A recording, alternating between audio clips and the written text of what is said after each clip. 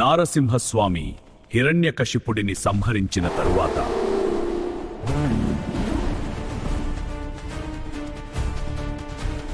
ఆయన ఆవేశం, కోపం, తీవ్ర ఉగ్రరూపంతో అరుస్తూ అడవిలో వెళ్తుండగా ఆయన ఉగ్రత్వానికి భూమండలం మొత్తం భయంతో అల్లాడిపోతూ ఉంటుంది.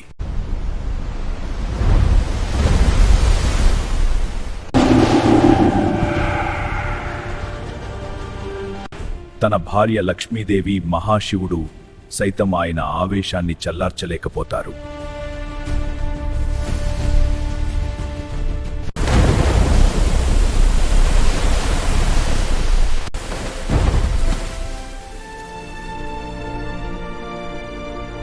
నారసింహస్వామి ఉగ్రత్వానికి భూమండలం అంతా అల్లాడిపోతూ ఉండడంతో బ్రహ్మ, లక్ష్మీదేవి మహాశివుణ్ణి ఆశ్రయించారు. భయపడకండి, నేను రక్షిస్తాను. ఓం నమః శివాయ. అన్నా మహాశివ, నా పతి మహావిష్ణువు ఆవేశంతో అలా అడవులలో తిరుగుతూ ఉండాల్సిందేనా? ఆయన ఉగ్రత్వాన్ని చల్లార్చే వారే లేరా? లక్ష్మీదేవి, నువ్వు చింతించకు. నీ పతి మహావిష్ణువు ఆవేశాన్ని నేను చల్లారుస్తాను. నువ్వు ధైర్యంగా ఉండు చెల్లి.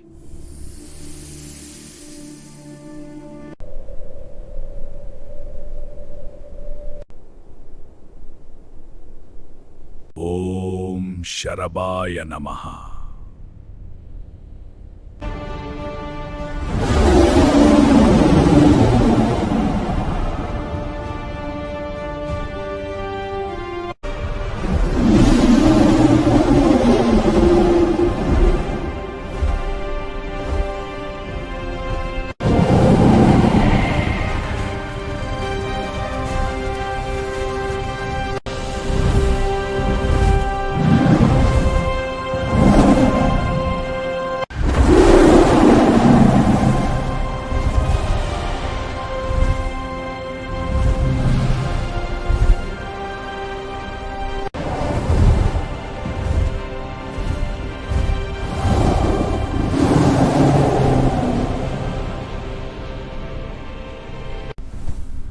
మహావిష్ణు, ఈ నారసింహ అవతారాన్ని చాలించండి.